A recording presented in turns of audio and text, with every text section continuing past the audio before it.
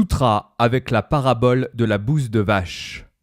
Ainsi, j'ai entendu, une fois le Bouddha séjournait à Shravasti dans le bosquet de Jeta, dans le parc d'Anathapindika.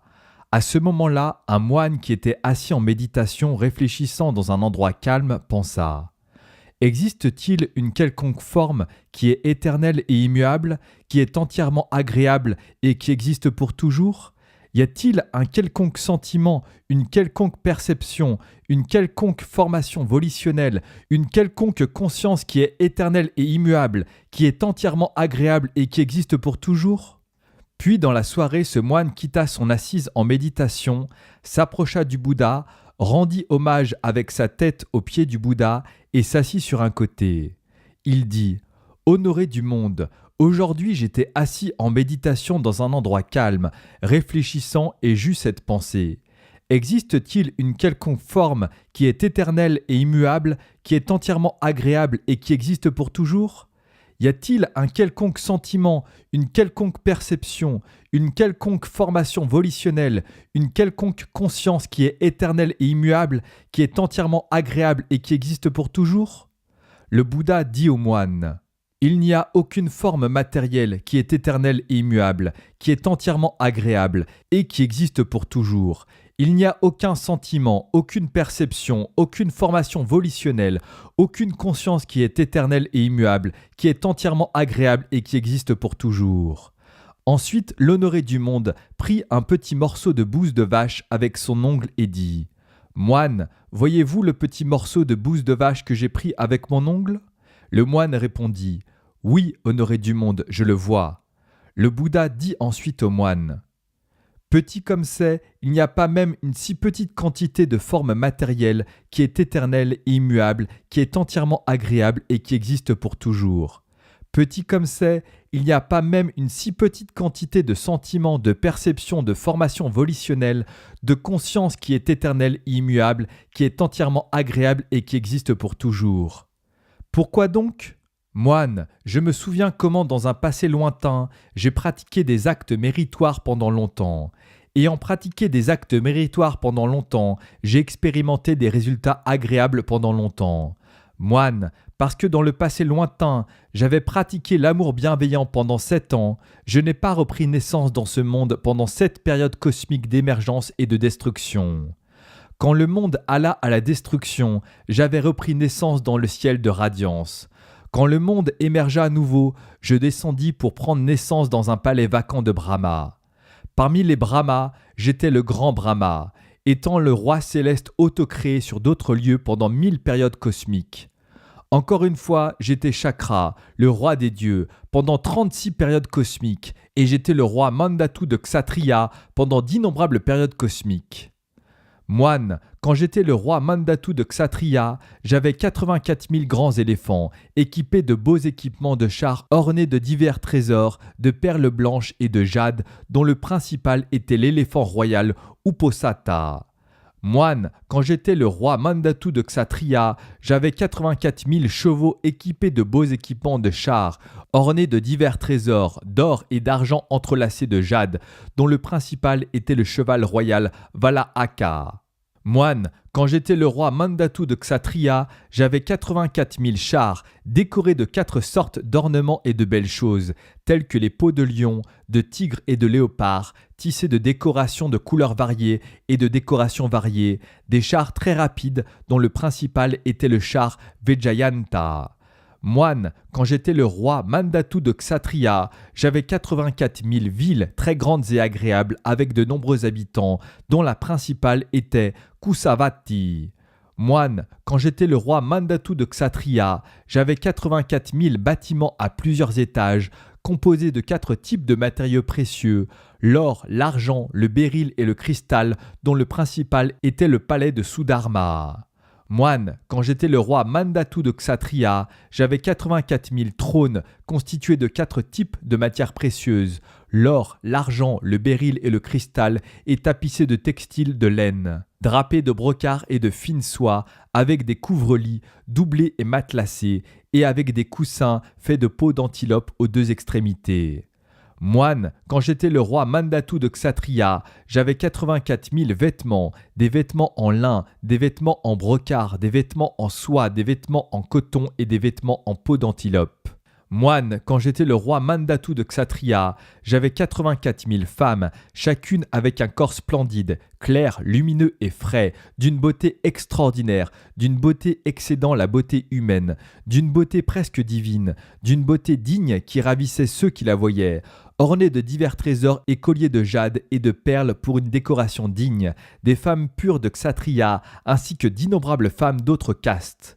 Moine, quand j'étais le roi Mandatu de Kshatriya, j'avais 84 000 sortes de nourriture, servies jour et nuit pour que je puisse la manger quand je le souhaitais.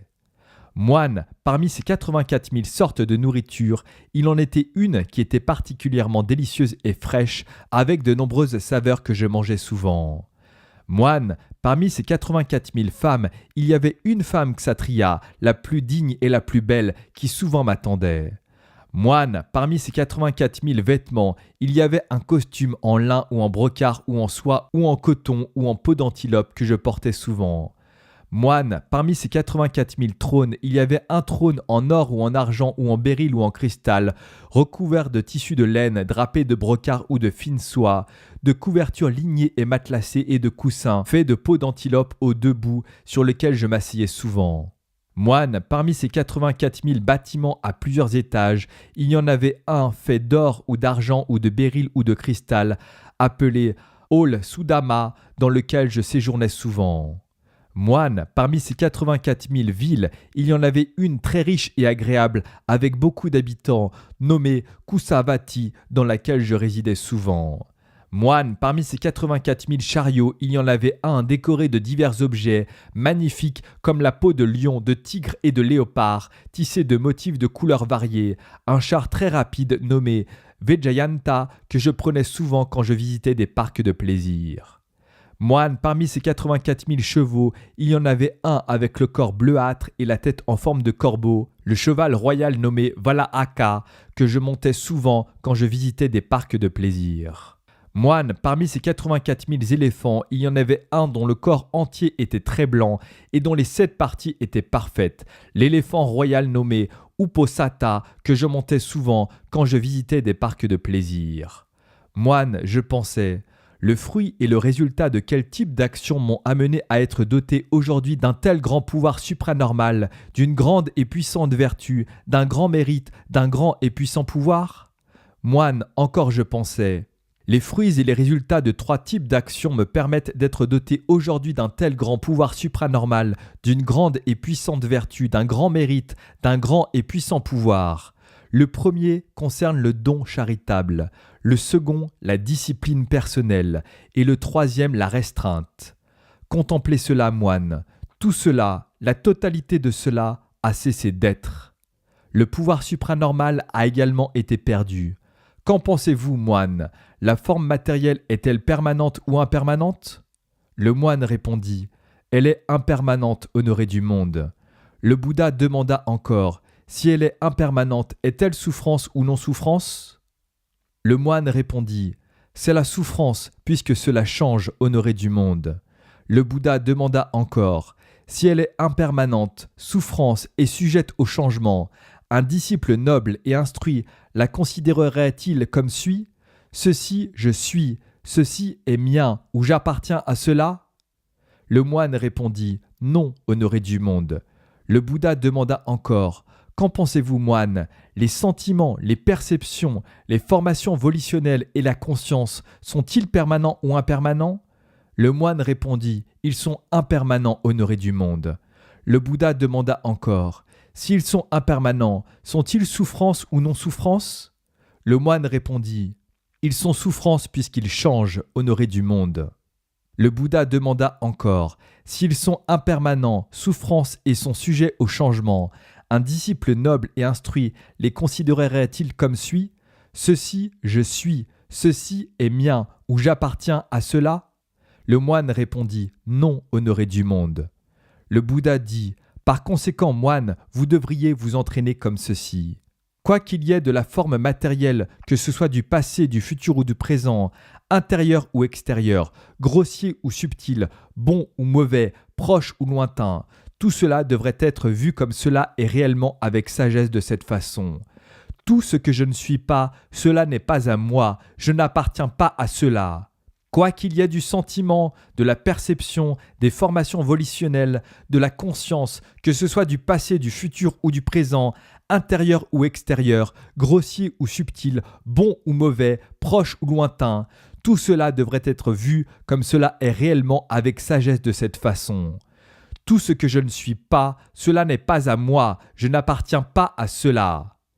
Si moine, un disciple noble et érudit contemple de cette manière, il devient désenchanté de la forme matérielle, il devient désenchanté du sentiment, de la perception, des formations volitionnelles et de la conscience. Désenchanté, il devient dépassionné. Devenu dépassionné, il est libéré. Ayant été libéré, il sait qu'il est libéré. Il sait ce qui se passe réellement. La naissance est finie, la vie sainte est établie, ce qui devait être fait a été fait, il n'y aura pas d'autre existence. Puis ce moine, après avoir entendu ce que le Bouddha avait dit, le reçut bien et le garda à l'esprit. Il se leva de son siège, rendit hommage avec sa tête aux pieds du Bouddha, le circumambula 3 fois et partit.